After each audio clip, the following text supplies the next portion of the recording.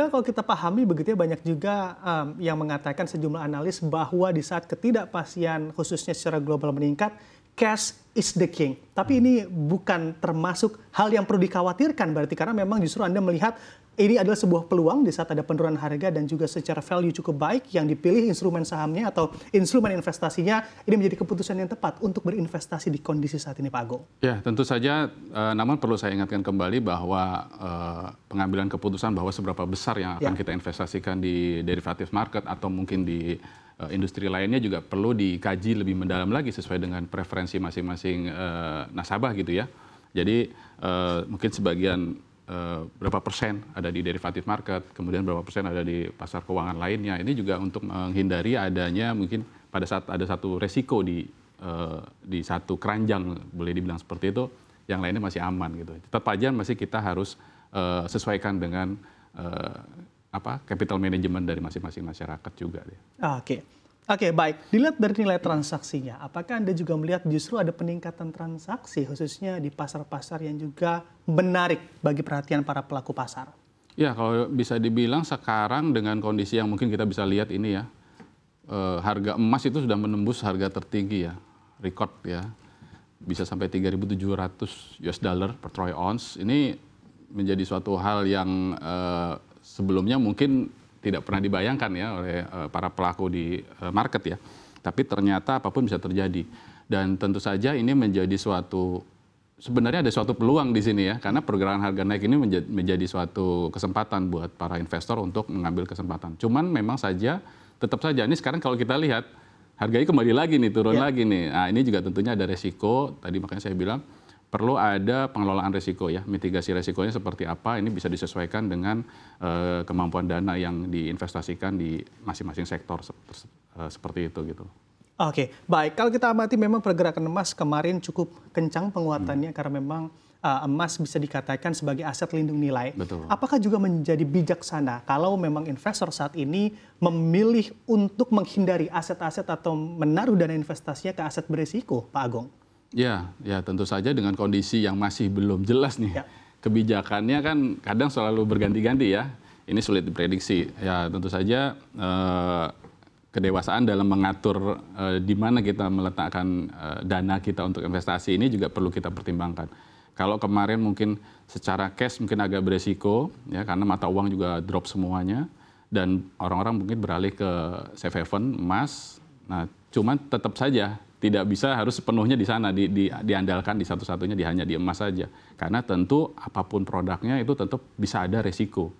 Makanya tetap harus bisa dimitigasi resikonya seperti apa gitu. Jadi tidak all out lah seperti itu.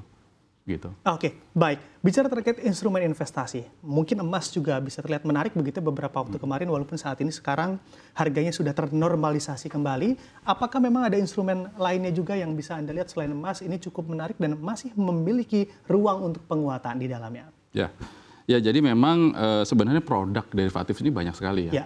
Tidak hanya komoditi, mungkin emas, ada minyak juga, ada silver ya atau perak, dan kemudian juga ada produk-produk mata uang ya, forex exchange ya, foreign exchange itu juga sebenarnya walaupun pergerakannya sangat volatile ya, ada kenaikan dan penurunan atau ada pelemahan, itu sebenarnya kalau di pasar derivatif tetap bisa dimanfaatkan. Tadi yang saya bilang ada two ways opportunity. Jadi pada saat turun ya bisa dimanfaatkan dengan posisi jual terlebih dahulu, dan kalau misalnya kembali naik bisa lakukan posisi beli. Tapi tetap saja bahwa semua pergerakan ini tetap mengandung resiko. Kan kita nggak pernah tahu sampai seberapa besar penurunan pergerakan harga mata uang atau komoditi dan juga seberapa besar kenaikannya. Nah ini kan tentu saja tetap harus di manage sebaik-baiknya, harus juga memahami pergerakan analisanya secara teknikal maupun fundamental. Ini perlu menjadi bekal ya untuk sebelum kita masuk ke market. Gitu. Oke, baik. Banyak juga begitu ya kalau kita lihat broker ataupun sekuritas lain yang juga memberikan benefit bagi para nasabahnya, memberikan informasi dan juga saran atau rekomendasi. Apakah di Finex juga ada benefit ataupun akses layanan demikian, Pak Agung? Ya tentu saja di industri ini tentunya butuh literasi dan edukasi ya kepada masyarakat ya. Baik yang newcomer atau mungkin yang sudah berpengalaman, tetap saja melihat kondisi-kondisi sekarang ini juga perlu ada suatu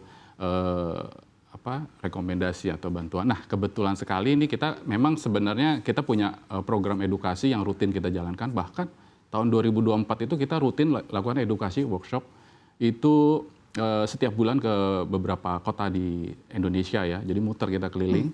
Dan juga yang paling utama sekarang kita juga meluncurkan aplikasi ya.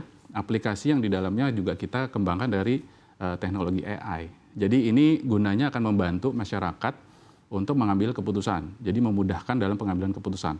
Namun yang perlu saya tegaskan di sini bahwa saya perlu saya ingatkan bahwa apapun teknologinya itu tetap saja harus ada pemahaman yang cukup dari para investor mengenai bagaimana pergerakan harga tersebut ya di market. Baik termasuk dari technical analisisnya, termasuk juga fundamental. Karena apapun teknologinya yang namanya istilahnya artificial intelligence, tetap saja ada faktor-faktor psikologi ya dari para pengambil kebijakan yang ada di luar gitu. Jadi kalau The Fed lakukan apa kan itu tentunya sudah di luar technical analysis gitu. Itu ada faktor fundamental dan itu tetap harus jadi tidak bisa mengandalkan satu-satunya di AI atau teknologinya gitu. Tapi ini menjadi suatu bantuan. Oke, jadi kurang relate juga untuk robot trading begitu di saat ada fenomena atau kondisi yang secara tiba-tiba begitu Pak Agung.